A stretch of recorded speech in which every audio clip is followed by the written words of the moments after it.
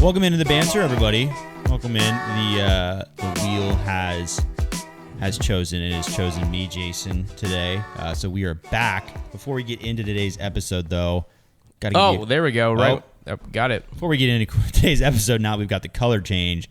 Quick word from our sponsors. Is something interfering with your happiness or preventing you from achieving your goals? Regardless if you have a clinical health issue like depression or anxiety, or if you're just a human who lives in this world and is going through a hard time, therapy can give you the tools to approach your life in a very different way. And that's why I'm excited to tell you about today's sponsor, BetterHelp.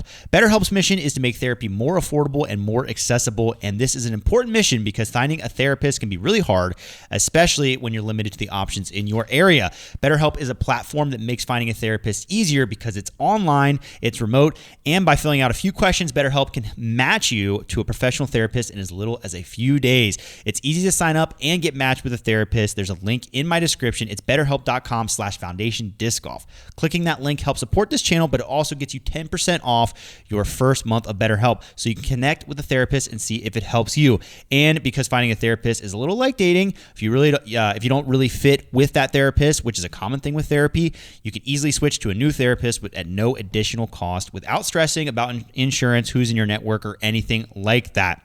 Guys, therapy is a lot of things. A lot of people don't necessarily consider it, but just talking to someone and getting somebody that is matched to you, that you can share about your life and what you have going on. A lot of people are going through tough times. It can be extremely helpful. This is something that a lot of people ignore, but therapy, in my experience, I know of so many people who have very powerful stories and what therapy has accomplished for them and things that they've been able to do with their mental health. It is really an important issue. So if you're struggling, consider online therapy with BetterHelp. Click the link in the description or visit betterhelp.com/foundationdiscgolf. And thanks again to BetterHelp for supporting this channel. All right, we're here. Some exciting things happening right now. I think this is actually good to talk about on the Banter because I think Mac versus PC is like a pretty hot topic. Oh, okay. So yesterday, our boss surprised us, and which is Hunter. And he decided, hey, it's time for the company to upgrade computers. You know, here we go. And he walks in like Santa Claus with 3 boxes, each with new Mac Minis in it. Konner and Silas had already been using Mac. Konner had a Mac Mini. He got an upgraded version. Silas didn't have a work computer Mac, and he got one. And I was the same boat. I have been using Windows my whole life, but I had expressed to Hunter in the past that, you know, I would be interested in the Mac world because it is very good for the ecosystem, particularly AirDrop. And I also consider myself pretty tech savvy, and I hate that when I get on Mac OS, I feel like a grandma. And it's intuitive enough that usually I don't have issues, but every once in a while I'm like on the laptop or something, and it's like, how do I right click? And it's like, oh yeah, you got to double click it or whatever. So I'm excited to learn. It's 2-finger touch. Whatever. It's called, okay. Whatever. Exactly. See, I'm so out of touch. So I am very excited to learn. But I still stand by Windows operating systems are good, and they are more in depth. But the Mac is pretty. Yeah, we've been I'm going to eject this first. Not everybody got a Mac Mini because the warehouse guys still have the old and busted stuff. You got to be in content. Yeah, you're correct. We're not the cool content guys, but we've been a Mac family since 2007. So our main computer at the house has been a Mac for a long time, and I actually still have every Mac we've ever owned. It's not really worth anything anymore. Yeah. But we've had 3 different iMacs, and then my wife and I each have a MacBook, and then each of my kids. Well, Xander doesn't. He likes his PC. The other 2 have MacBooks for their day-to-day computers. And they have gaming computers as well, the boys do, but they use their Macs. Well, and Mac still doesn't get in the gaming sphere. But here's what I will give credit to Mac for. Because for the longest time, my grudge against Mac had little to do with, I knew it looked pretty. And I'm an iPhone guy. I've always been. And for the phone's sake, for the ecosystem, you have to have it. And it is so pretty. And the cameras are nice, too. But my biggest grudge against them for the longest time was their prices and what you got for their price, because they were using their biggest problem. They kind of told on themselves because they were using third-party internals, so like an Intel i7 processor.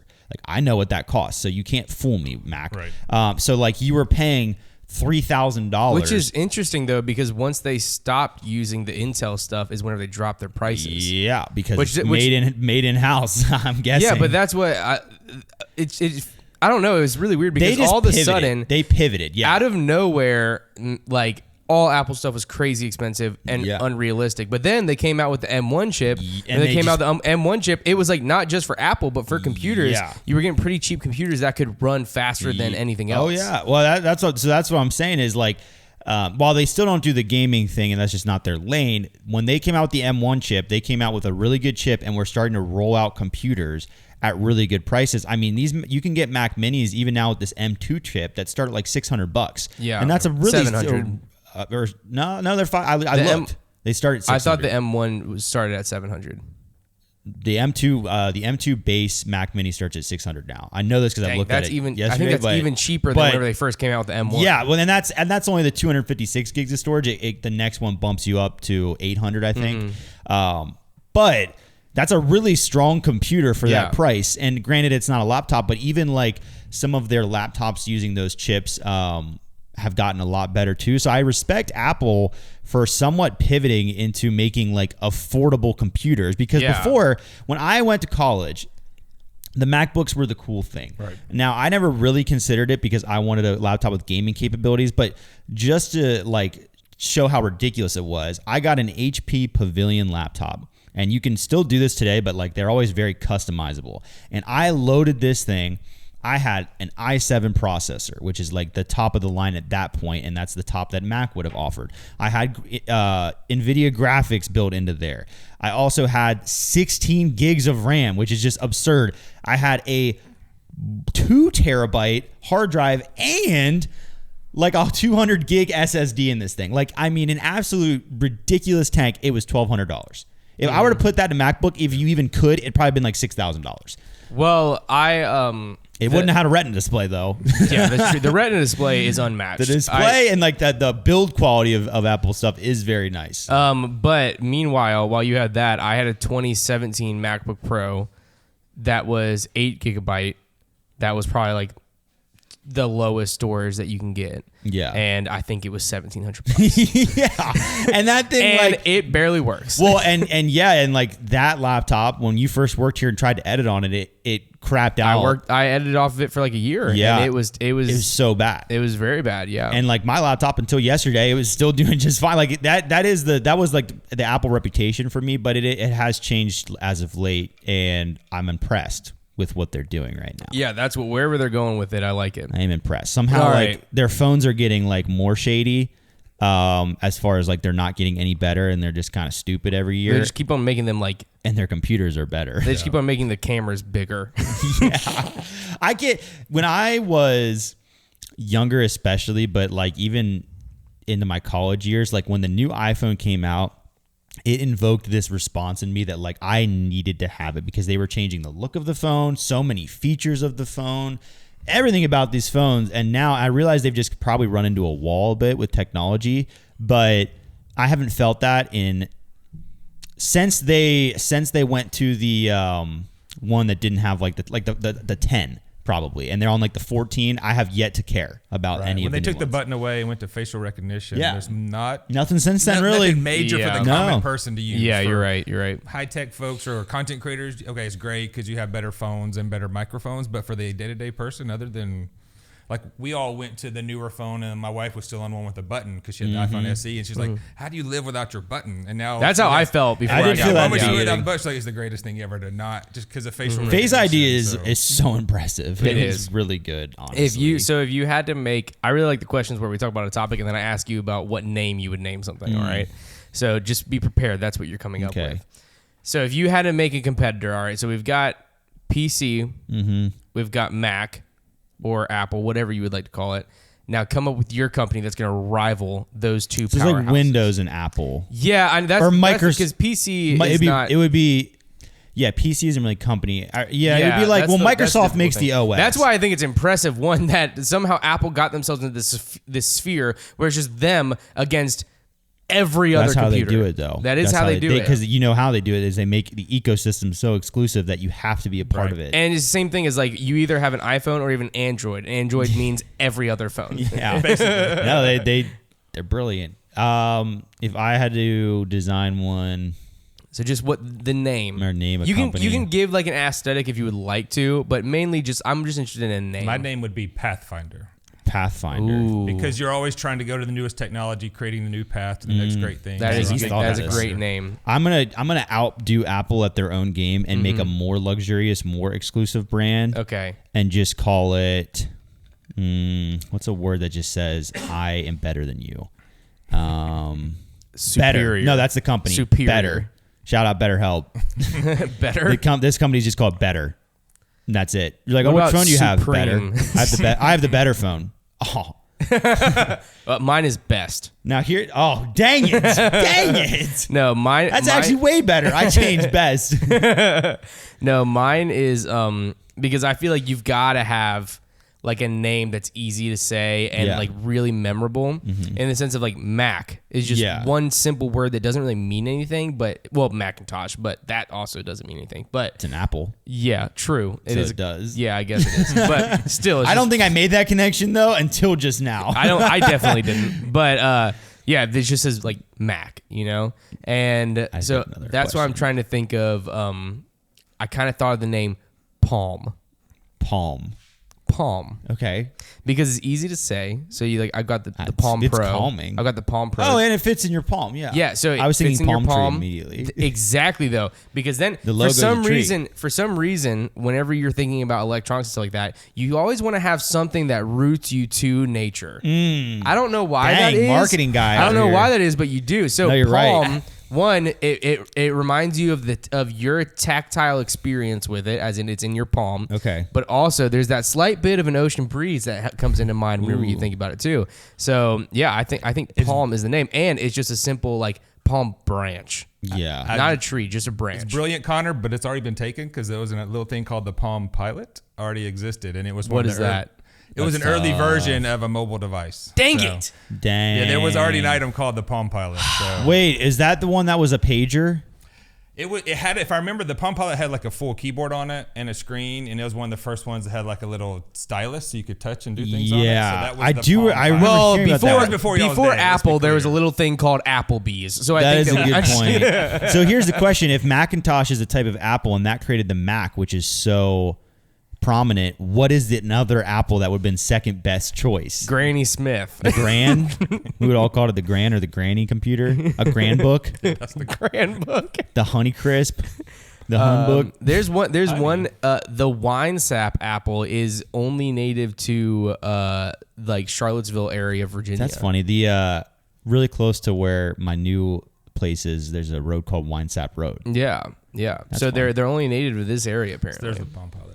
Yes. What, Jason? Explain to me, Jason. Explain to me what a pager is. A pager is a little. Because it was just a texting device, right? It wasn't even a text. So it was the first pagers were one way. So if you needed someone, like you would get a page and it would just be a phone number. Like you'd get it like, and there's just a phone number that says 757. It's just telling you So someone needs to reach you. you. Call that. Because if you think about it, you couldn't carry around a phone, so you didn't know if somebody needed to reach you because they can't just call the payphone. So it would basically tell you, this person needs to talk to you, I need to go call them. Because there was a pager just would page and you'd look it up and there's a phone number. If you could get a number on there, how could you not get a message on there? And then eventually they got to where they could send a short message. They were probably like, let's just do letters instead of numbers. And then eventually they got to two-way pagers, and so you actually had a little bit like a bigger pager about that side, but a little bitty keyboard, and it was basically texting. So, what was your favorite pager?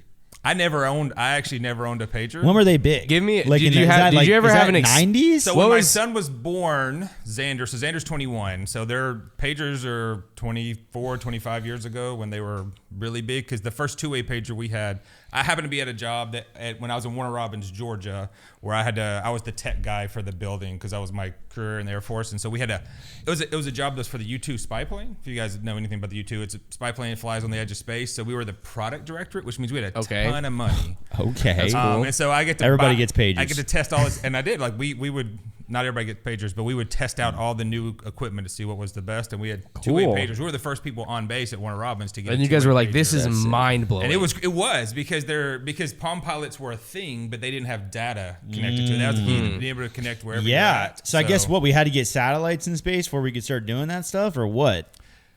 Or towers, so you relay towers, so you relay the signal. That is so. There's just not really much that happened like during our memorable years, right? That like blows your mind, except for AI. Yeah, that's not true.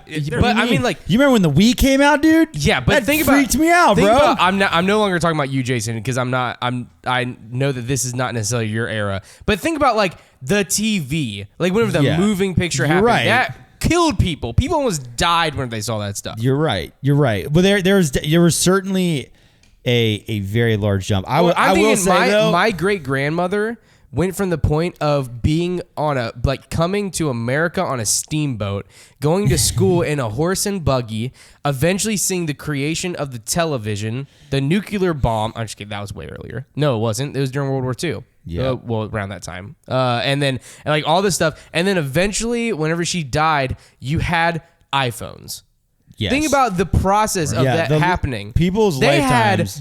They had oil lanterns. Yeah. There's like you got a flashlight in your pocket on a phone that could do more than anything. Anybody who lived in our grandparents' or great grandparents' lifetime, that generation nobody will probably see any kind of development like that in their lifetime again, probably. Because the thing is, I do think that we're numb to it because the concepts have already been invented, right? Yes. So like the concept of a moving picture, when that was invented, that was probably mind-blowing. But like VR is a pretty crazy jump from like when we were playing on Super Nintendo. Yes, yeah. So, but we are a lot more numb to it, so it's hard to gauge how dramatic. Also, that things is. happen so frequently too. Right.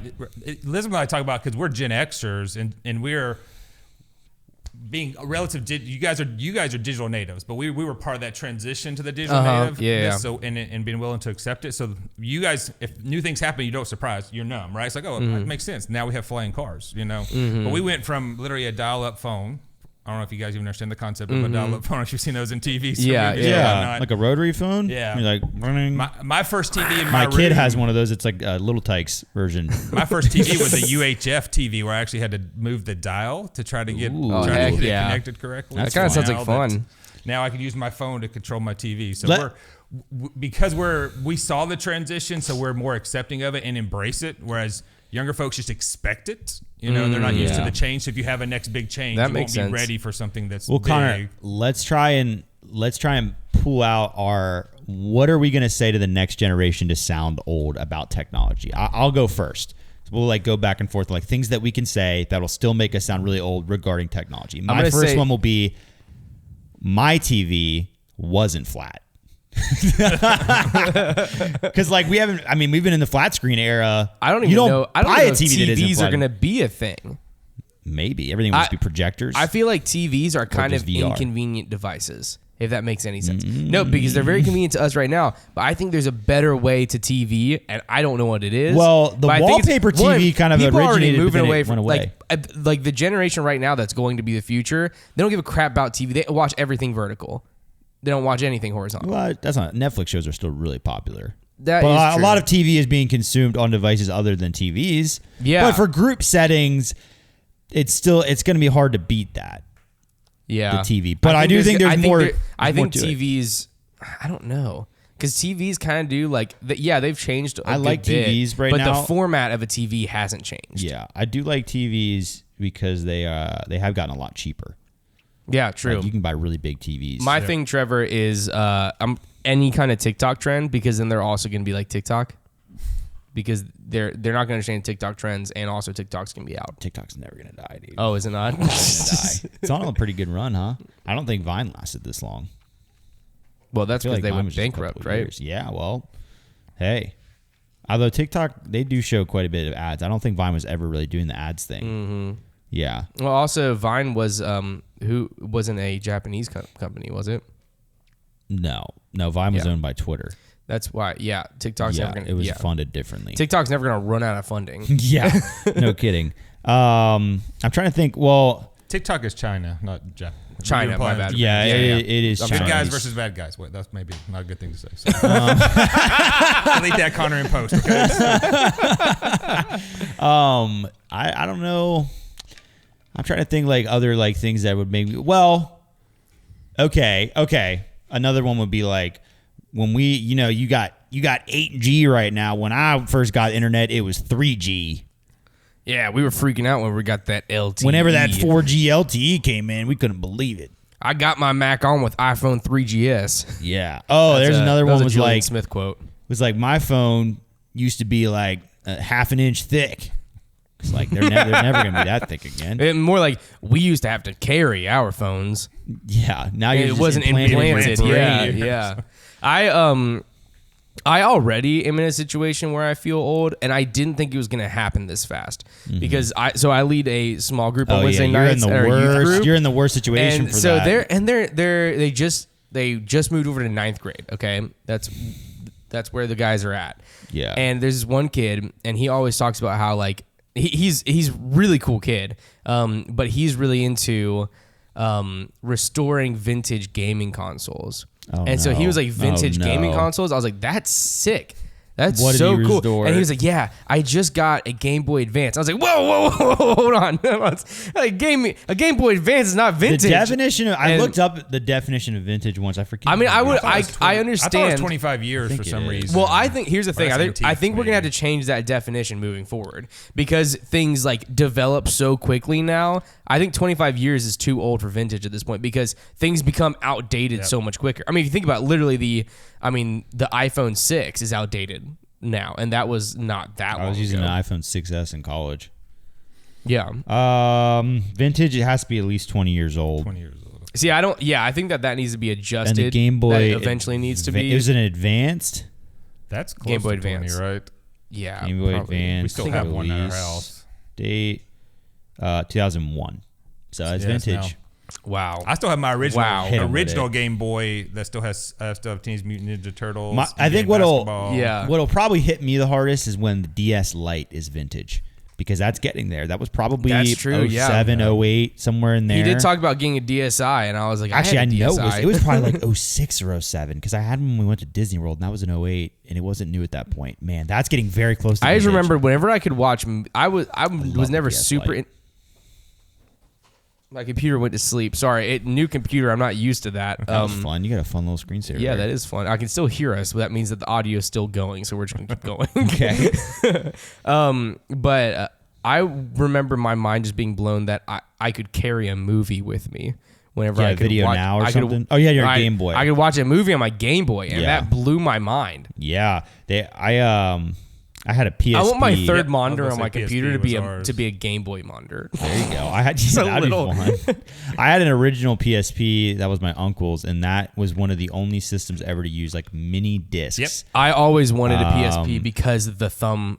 It was the screen was amazing too. For that time, that system was so far ahead of its time. Yep. It was literally like carrying around a PlayStation. Yeah, it was running games really well with solid graphics and not laggy. They don't make things like that anymore. Guess what? PS5 just announced their new portable gaming thing, and here's the thing: it is not a standalone system. You have to use it linked up to your PlayStation. Oh wow! Because like this is what happened. They were like, there was this video. Do you know Marquez Brownlee or whatever? Yeah. Do you know him, Konner? Mm-hmm. Yeah. So he's like a really big tech reviewer, and he was like, did this really like funny little bit. Reviewer. Yeah, he's huge. He's got like 20 million subscribers. Also plays professional Ultimate, funny enough.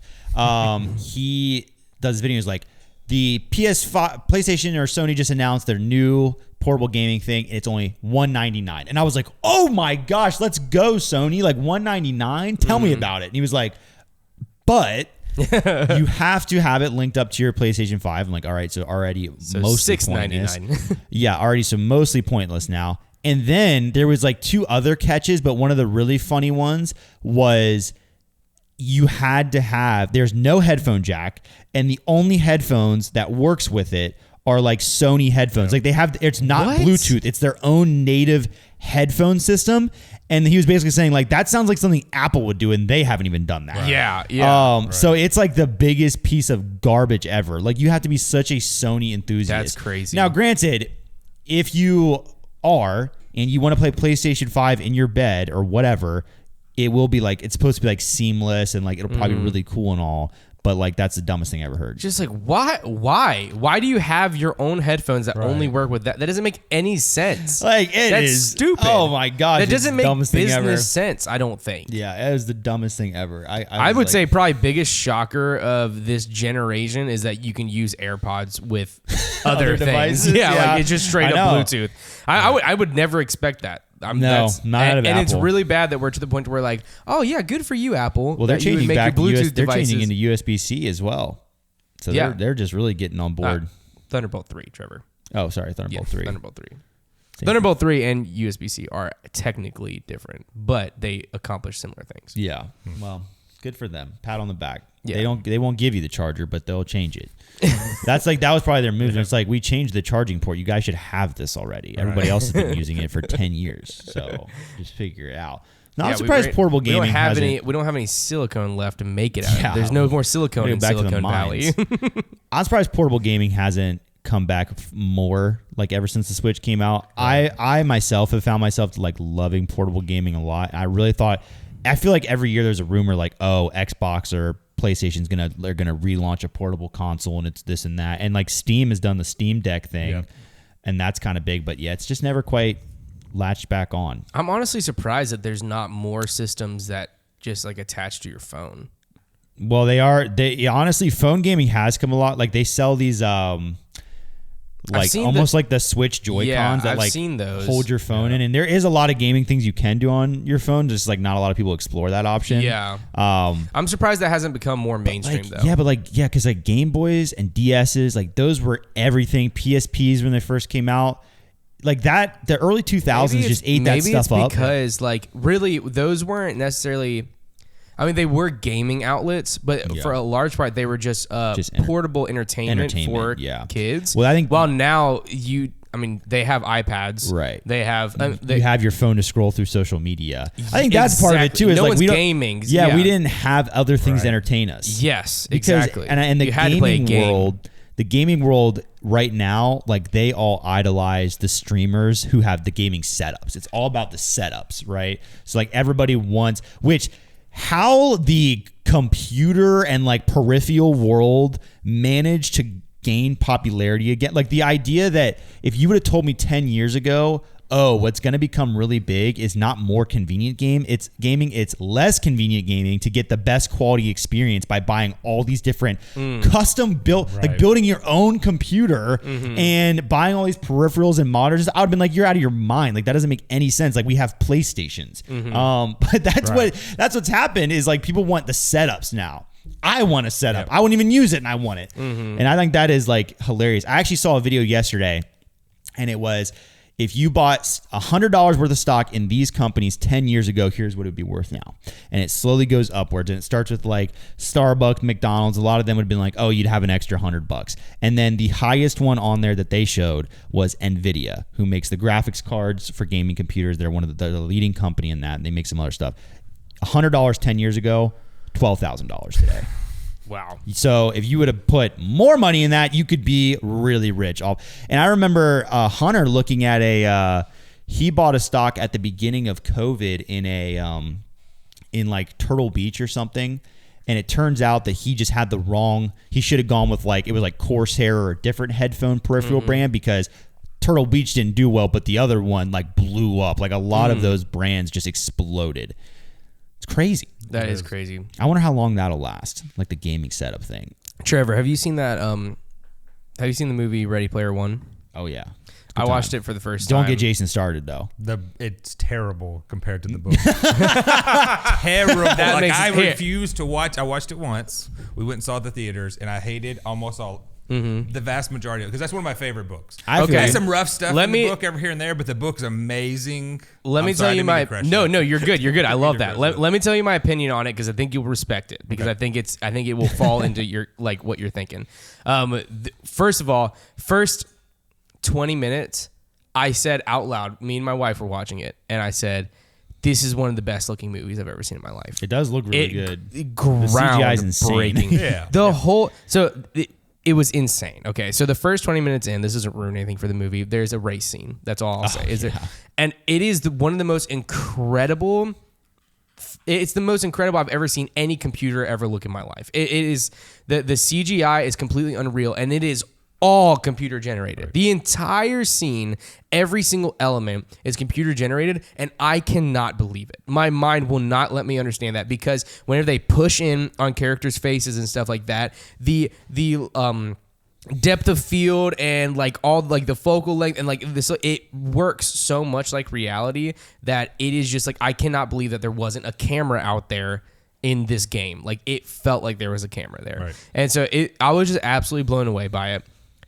And then the movie started to involve real people. And now, unfortunately, they did such a good job with the CGI and with these avatars that they had built in this world, that whenever you got to the actual humans in real life that was live action, they felt less real than the avatars in the game. Now, I think it's because none of the actors were that great. In fact, most of the actors were very bad. Well, like, actually, all of the actors were really to bad. To be fair, yes, but like, yeah. So then we got away from me being blown away by the CGI. To be a good actor when you got to be like, oh, you leveled up and got blah blah blah, like the Slayer sword and blah. Like that's gonna be. It's gonna sound cheesy a little bit, no matter what you're saying. But like, also, it was so weird. I felt like some of the characters were just more far fetched than their gaming counterparts. Like what they just introduced some of these characters in real life, and the way they're talking, I'm like, okay, all of a sudden I'm back to like a Disney movie. Like, it was weird, just the way they were acting and running around. It felt like I was watching it like a Nickelodeon original, is what it felt like I was watching. But then it would go back to the gaming, like, this is sick again. And so it was just, and then the story, like the plot kind of fell apart. I could tell that there was a story there that they just weren't telling very well. Yeah. But visually, one of the most visually impressive movies I've ever seen. It was insane. It's Spielberg, so it makes sense. It would be visually impressive. But that race scene's not even in the book. Well, really? It was the best part of the movie. It was 100% the best part of the movie. That's wild. And I hate that. I hate when they and it's tough. Like, I've tried to do my best. Okay, discount everything I know about the book. I've listened to on Audible. My kids will tell you, I probably listened on Audible 10 to 15 times. I love that. Wow, book so that's cool. Much. I thought that it had good potential. It just didn't. The story's great, where you're hunting, you're going through the oasis hunting for the key. And the one of the things they kind of relive, like The Shining, the movie, but in the book they actually do war games and Monty Python. Search in the Holy Grail. Pick an entirely different movie. That's fun. It's all, so like, it's an interpretive movie, basically. Right? It's not even. Most of the characters are the same, but it's how long is the book? I think it's like 12 hours, maybe. It's not a super long one. So, and Will Wheaton's a great 12 hours. Will Wheaton is the narrator for it, or the voiceover for the book. Probably like 400 pages ish, maybe. What's the maybe 500? What's the first or maybe most prominent? So you can choose whether the first one you remember or the most prominent one that you remember. Time that you've been disappointed by a movie compared to a book. Like, just like where you got one of those nice snarky, like, the book's way better. Ender's remarks in. Ender's Game is one of my favorite books ever. So much so that I actually read the sequel, which a lot of people don't even know exists. Is that one of those dystopian? Yeah, story. The Ender's. All those movies. They all kind of came out at the same time. Well, Ender's Game is long and dragged out, and there's a lot of like human psychology involved in that book, and like exploring that, and a lot of character development, and just an incredible plot, but it needs to be drawn out for you to get invested. And they cast Harrison Ford and went ahead and just butchered chill that. Out I mean, I was devastated walking. I don't know why you had to say casted Harrison Ford like that. Well, no, it wasn't his fault. Okay, I meant like they cast a good actor. Harrison Ford. Harrison Ford's my favorite, right? Yeah, no, he's my celebrity crush. They cast a good actor, and then just butchered it. It was. I walked out of the theater just so devastated because I knew that the people I had seen it with were probably not going to watch the movie or read the book. Yeah. And I knew that story just got ruined. I mean, that story is amazing, and the twist at the end is so good. And I was like, I just loved it. I will read that book again. to get revenge on the movie. Mm-hmm. My kids have told the same. I never read Ender's Game, and the movie. I need to watch that movie. I like the movie, but they said, it's not. My daughter's biggest one not the first one, the one she hates the most is Mortal Engines. She read that book. Oh, I can believe it. And the movie's okay, but she hated that's her Ready Player One does. She refuses. I can believe it because anytime there is and this is the same with Ender's Game, Immortal Engines, and Ready Player One. Anytime you have a concept that is that good, you just already know that, and it's from a book. You just already know it's going to be butchered. Like when I saw the trailer for that one, I was like, I bet there's going to be some pretty mad people who watch that one. The other one that gets me, there's two other ones. The earliest one is, ironically, the earliest one ever is The Firm from John Grisham. The movie is a little different from the book. I can't really tell you why, but I remember going to the movie because that's one of the first ones I read the book first and saw the movie. I was like, why did they change this and that? But the other two that kind of get me irritated are Deathly Hallows. There's key parts of that book that I love. I remember staying up all night reading that book that I couldn't stop. And then when I saw part 1 and part 2, I was so disappointed. But Harry Potter as a whole can't be thrown into that category because they did so well with the movies. Harry Potter they did so well with the movies. Did well enough that I'm not sure Potter there's a way guy. where they could include it. If I hadn't read the book, that's when I could discount if I hadn't read the book, I would think the movies part 1 and 2 are fantastic. That's why you can have that's a good series where you can have like a lot of books just don't make a good enough movie. It's where like the only people that are gonna watch it are like the people that wanted to see the movie because they read the book and they're gonna be disappointed with it. Mm-hmm. But Harry Potter did this incredible thing where they made such good groundbreaking movies and they had such good groundbreaking books that you can have people who are just into one. You can have people who are into both. You can have so it's Harry Potter. So the thing about Harry Potter is they did a few things incredibly right to make the films hold up. Number one, the casting is exceptional. Even characters who aren't super accurate, like if you read the books, Snape is not casted super accurate, but it just happens to be an incredible performance. So we let it slide. Well, also the first movie Dumbledore is actually a lot more accurate than the rest of them Dumbledores. Because he's supposed to be he did. And the next Dumbledore was fine, but he's supposed to be kind of a silly, weird guy, a creep you out kind of guy. But the casting for most characters is like couldn't be better. It's so good. And, the first 2 to 3 books to movies are pretty spot on. There's not a ton that they miss. What Harry Potter does do that's annoying, instead of just like really condensing or straying away from the story, they a lot of times do hammer in the important plot points. Sometimes they take away subplots. Once you get into like the 4th book, you'll be like, there's just entire characters and subplots that are missing. Which again, and that's fine. The world is so complicated. Right, and that's fine. And the storyline's so complicated. The only thing they do that's annoying, and they do it a few times, biggest example being in, I believe, the 6th movie, like they burn the burrow to the ground. Is that in the 6th movie, Jason? I believe it is. Yes. That does not happen in the book. Yep. There is no reason for that to happen in the movie. The only reason I'm convinced they did it is because one of the few characters that they do fail to develop so grossly in the movies is Ginny Weasley. And I think they were trying to create something there. Because in the book, there's a lot more to that. There's actually a reason to root for that relationship. And she's a good character in the movies, she's just blah. In the movies, it just kind of comes across as like she was there, so it's convenient for them to fall in love. Yeah, but like there's not really a reason. If you read the books, there are few times they kind of make Ginny strong. It makes sense. Yeah. But then if you had not read the books, like, well, that was odd for Ginny to talk that way and then never see her again. They really try to just push the narrative like later on in the movie. So they they have a few big crimes, but I do love the Harry Potter movies, and I think they are good enough to get people invested in the books.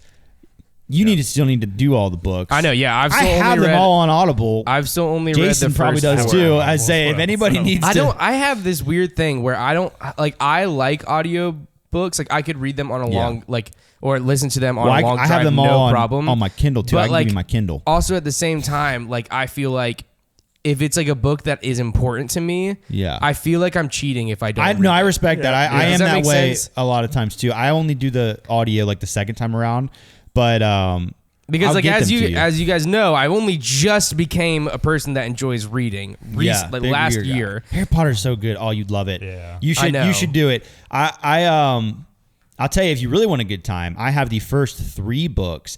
They a few years back they started coming out with the illustrated novels. Oh yeah, they're fantastic. They're these big hardcover books with these awesome illustrations throughout the whole books. And I have the first 3.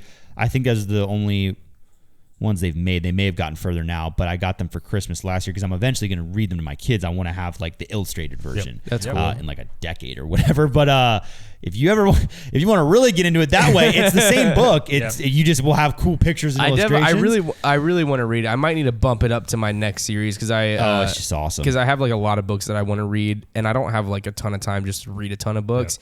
But Harry Potter just immersed me. I think it might need to be my next one. It immersed me in a way to where like I've never had a book series like it was an escape from my life, and I had a good life, but like it just like when I was reading them, I was in a different world. I felt like I was in it with them. I was in elementary school, hiding under my covers at night with a flashlight, reading those books. My parents wouldn't have been mad at me if they found me reading a book in bed. Right. I felt that I had to do when I think about that, it's like blowing my mind. Like I wanted to read those books so badly that I was at nighttime with a flashlight under my covers reading them. Like that is just silly to me. I mean, yeah. Jason, oh shoot, I was just about to ask you a question, but I totally forgot. Oh yeah. Have you been to Harry Potter World? Wizarding World of Harry Potter? Gosh. Yes. So take me with you, Jason. Wait, what just happened to me? The Wizarding World of Harry Potter. I mean, I was generically people call it Harry Potter World, but it's called the Wizarding World of Harry Potter. And it's amazing. Get it right. I'm so sorry. It's amazing. You will talk correctly. I will go there one day. It is quite possibly my favorite place on earth. Yeah. Somebody it is incredible. You know what? Maybe I need to do a break video for a trip to Harry Potter World. I just want to go with you so bad. Get Hunter's attention. But that would be so expensive though, because you got the travel, the staying. Not if it was. I would only if it was like a 2-day trip with a flight, you could probably do it for one person. A flight. You're just gonna go by yourself? Oh yeah. If you flew me to Florida and back, the round trip flight you might pay $400, $500, depending on the time of year you do it. And then to get in. I know I'm not on the mic, but the rule of the grade challenge, you can't pick your grade challenge. Well, that happens like every time subconsciously. No, Connor never knows. Well, I'm just putting it out there. I'm just saying.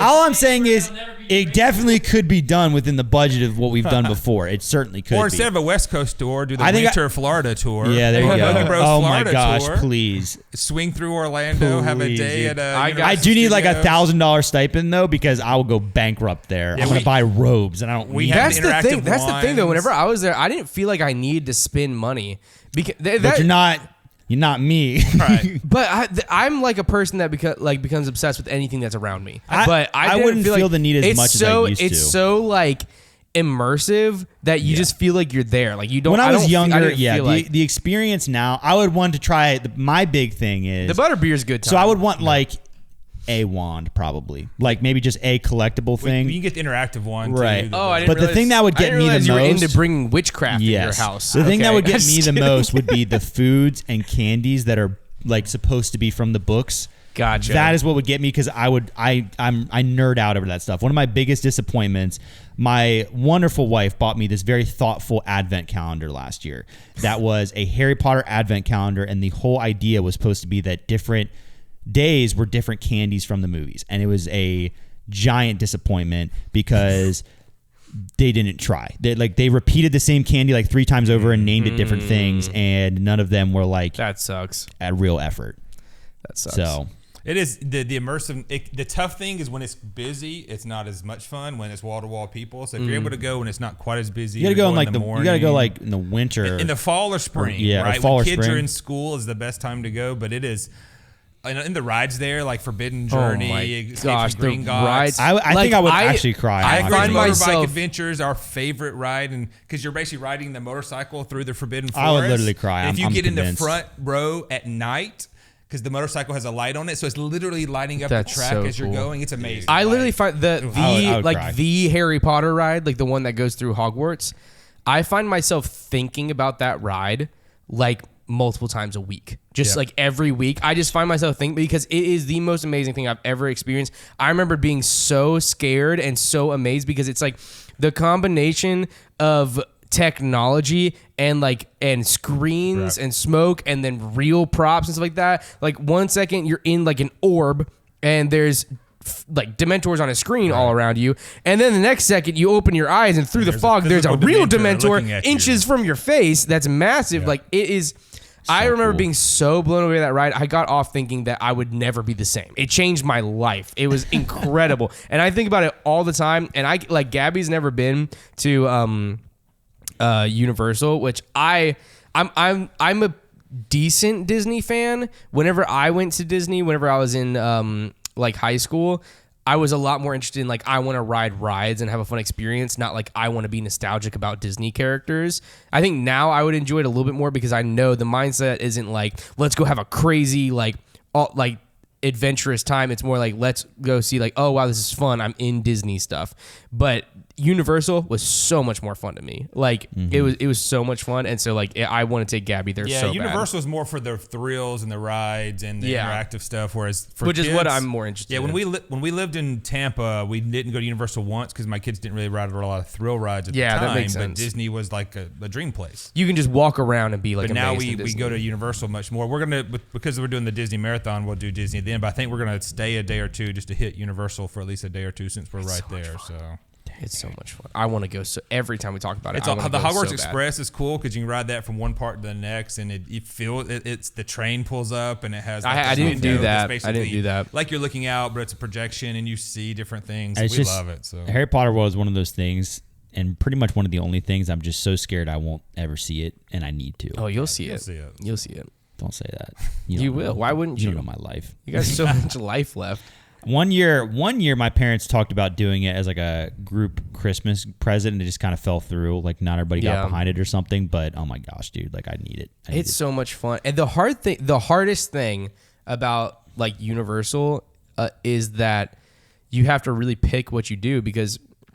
I mean, you can spend 2 whole days just in Harry Potter world. All the time there, but the rest of it is so much fun, though. Like the rest of it is so much fun still. Yeah, Velocicoaster, the Jurassic Park themed roller coaster, the Mummy ride. The Mummy ride. Last time I went when the roof catches on fire, like yes, you feel the heat. And you're getting Jason, down to, the last time I went to Disney with my family when I was in middle school, and then when I was in high school, probably my junior year of high school, I went with 2 of my best friends with one of my friends' family to just go to Florida just to hang out. And we decided that the 3 of us would just go by ourselves to Universal for the day. And it was super fun because it was like we were still in high school. So it was like, oh, we're doing this just by ourselves. Like there's no like nobody's waiting around the corner for us or anything like or wanting to meet up. Like we're just doing this. We Ubered there and we Ubered back. But we rode the Mummy ride 12 times. I believe it. we wrote it so many times because it blew our minds the first time, but there's a really funny story, a really funny video on it might be on my old Instagram, but I'll have to show it to you of like the first time we were there, the like mummies like pop up and the ceiling catches on fire and the phone turns to us and we're like, ah, like screaming. And then it cuts to the 12th time that we wrote it and they like popped up and everything it pans to us and we're just like, just like sitting there dead. It was really funny, but that was really fun. Universal, Mummy ride, man. I love the Mummy. Brendan Fraser. Yeah, I just watched it not too long ago. I love Brendan Fraser. Yeah, my wife really likes the Mummy and the sequel or whatever. Did y'all watch the new Tom Cruise version of it? That was more horror themed. I haven't watched it because I love the original one so much. I didn't watch it. I had not. I still got to watch the new Mission Impossible. I do too. I've been behind on movies for a long time now. I thought about going to the movies on. I love Mission Impossible. Today's only Wednesday. On Monday, I thought about it, but then we just watched The Flash. Just hit HBO Max or Max as it's called now. So we watched The Flash this weekend. So have you guys? Did you guys see The Flash yet? No. It's not as bad as I thought it would be. That's the one with that criminal in it. Yeah, Ezra. That's not the reason why I haven't seen it, but it's definitely not helping. I don't like his. I'm a big DC Comics fan, so I like DC. Yeah, I'm not a Comics huge over Marvel DC anyway, person. and I didn't like his casting, but the way that he portrays his character. He's not as goofy and oddball in it. He's more mature. He's more like the real Barry Allen, and so it's actually not. I was happily surprised it wasn't as bad as I expected it to be. So. Yeah, I just don't like that guy for good reason. Nobody should like him. Yeah, he's not a great he's guy. A good guy. He's a person that does a lot of illegal things and doesn't get arrested. Sometimes he does get arrested. Well, he true. gets out on bail. Yes, yeah, you're right. You're right. I've never been like massively into DC. I like, Batman, The Dark Knight, The Dark Knight Rises. Like those are all incredible. Also, the new Batman was so good. I still never finished it. You know that? I started it. Wow. So long. I started it on a flight to Vegas, and then it's on Max. Yeah, I need to finish it. I was enjoying it. I was having a good time watching it. Such a good movie. It's really long though, so like I fell asleep or didn't finish it. Yeah, it really is one of those movies I think plays. I haven't watched it in my house, but I think it plays off better in a theater. I think movies like that do because they have whenever you're in the theater, they have your full attention for the full amount of time, and there's nowhere else you can be because you have scheduled out this 2-hour block. That new Joker movie is going to come out with Lady Gaga is in it. Yeah. Oh, that's playing funny. Harley Quinn. That's going to be exciting. Interesting. Yeah, that's interesting. I like it. She's talented. Okay. Yeah, she's pretty good. So I think that'll be a fun watch. Yeah. Okay. I think we got to get the wheel out. Oh yeah, it's wheel time. I think it's wheel Oh, time. we're actually use the new wheel or this wheel. We could be. I didn't know if you guys were ready to use the new. That's write for anything in next yet. week. Next week we'll get the wheel reel. All right, Real, I need to like wheel save reel, a preset wheel reel. in here. So I'll Real do this wheel. every single week. You know, I've been on a good streak now here. What, 2 weeks in a row? That's a good streak for me. Yeah, come on, Big Trev. All right, Brad, Hunter. I'm on a roll right now. Jason, Silas, Trevor. You're on a roll, Connor. All right, here we go. First name is looking like me again. Oh, for those of you that don't know what's happening, we every week at the end of the banter spin a wheel to see who's going to be on the banter the next week. We don't spin from my spot because Brad. yeah. Me and Brad. Oh, come on. Okay. Me, Brad, and Connor. Hunter is the new me, man. Dude. He's never getting picked anymore. He can't hear you. He's got headphones. That's okay. That's good. Remember, he's got no speakers. Yeah. All right. Me, you, and Brad. That'll actually be perfect for some planning purposes if you catch my drift. Oh, yes. Yeah, I catch your drift. Your drift is wafting over this direction. Yeah. All right. Well, we got to make a sound effect. How about our favorite? Who can make the Mac startup noise the best? I've only heard it like twice. All right. I got it. Since I've got. It's fine. Dun. Whoa, that was decent. I'm clearly thinking about a different Mac startup noise. I think I just learned I can sing. That's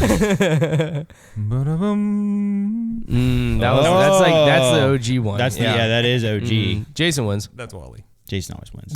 That's Wally. Goodbye, everybody. All right, goodbye. Wine sap apples. Wine sap apples.